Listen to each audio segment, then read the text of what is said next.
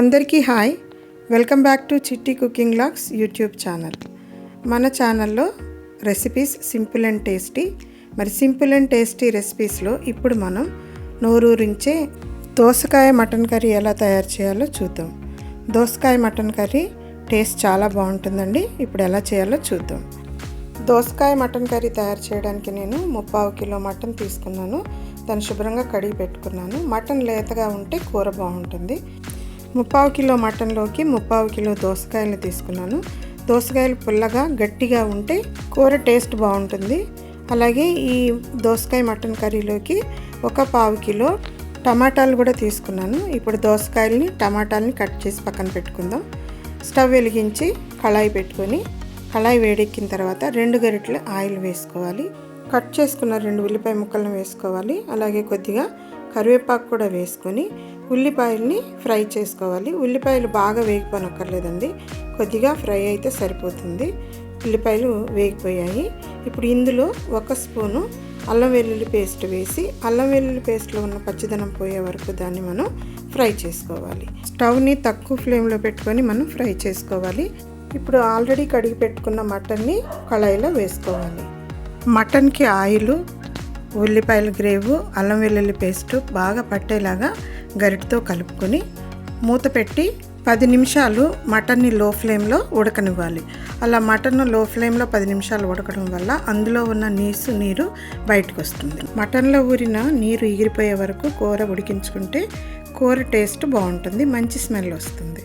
ఇప్పుడు ఈ మటన్లో 1 చిన్న స్పూను పసుపు కూడా వేసుకొని ఒకసారి బాగా కలుపుకొని మరొకసారి మూత పెట్టి ఇంకొక 5 నిమిషాలు ఉడకనిస్తే అందులో ఉన్న నీరు ఎగిరిపోతుంది. మటన్లో నీరు ఎగిరిపోయాయి. అంతేకాకుండా 1/2 గంట మటన్ చక్కగా ఉడికింది. దోసకాయ మటన్ కానీ గోంగూర మటన్ కానీ వండేటప్పుడు కొద్దిగా ఫ్యాట్ ఉన్న మటన్ని తీసుకుంటే కూర టేస్ట్ చాలా బాగుంటుంది. మటన్లో ఉన్న నీరు ఎగిరిపోయి ఆయిల్ కనిపిస్తుంది. ఇప్పుడు ఇందులో మనం 1 గ్లాసు వాటర్ పోసుకొని మూత పెట్టి మీడియం ఫ్లేమ్లో 20 మినిట్స్ ఉడకనిస్తే సరిపోతుంది. మీరు కావాలంటే సేమ్ ప్రాసెస్ కుక్కర్లో వండుకుంటే సరిపోతుంది. ఇప్పుడు నీరు ఎగిరిపోయాయి. మూత తీసి మనం రుచికి కావాల్సిన ఉప్పు, అలాగే 3 స్పూన్లు కారం వేసుకొని మటన్కి ఉప్పు కారం బాగా పట్టేలాగా కలుపుకోవాలి. ఇలా ఉప్పు కారం వేసిన మటన్ని ఒక 3 to 5 మినిట్స్ మనం లో ఫ్లేమ్లో ఉడకనిస్తే ముక్కకి ఉప్పు కారం బాగా పడుతుంది. అలాగే కట్ చేసి పెట్టుకున్న దోసకాయ ముక్కల్ని, టమాటా ముక్కల్ని, అలాగే కొద్దిగా కరివేపాకు కూడా వేసి గరిటె పెట్టి బాగా కలుపుకోవాలి. ఇలా కలుపుతుంటేనే దోసకాయలో ఉన్న పులుపు దిగి మటన్కి చక్కగా పడుతుంది. ఇప్పుడు వాటర్ ఏమీ యాడ్ చేయక్కర్లేదు. దోసకాయల్లో టమాటాల్లో వచ్చే వాటర్తోనే కూర చక్కగా ఉడికిపోతుంది. ఇప్పుడు కట్ చేసి పెట్టుకున్న 3 పచ్చిమిరపకాయలను వేసి మూత పెట్టి లో ఫ్లేమ్లో ఒక 10 మినిట్స్ ఉడికిస్తే కూర చక్కగా ఉడికిపోయింది. అంతేకాదు దోసకాయలు కూడా మనం ఒకసారి చెక్ చేసుకుంటే ఉడికాయో లేదో మనకి తెలుస్తుంది. మరి మీరు కావాలంటే చేత్తో ప్రెస్ చేసి చూసుకోవచ్చు. నాకైతే దోసకాయలు చక్కగా ఉడికిపోయాయి.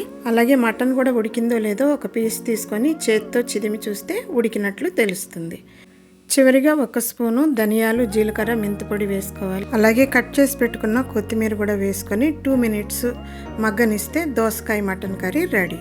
మరి నోరూరించే దోసకాయ మటన్ కర్రీ తయారు చేసుకునే విధానం మీకు కానీ నచ్చినట్లయితే కామెంట్ చేయండి, లైక్ చేయండి, షేర్ చేయండి. అలాగే మా ఛానల్ని సబ్స్క్రైబ్ చేయండి.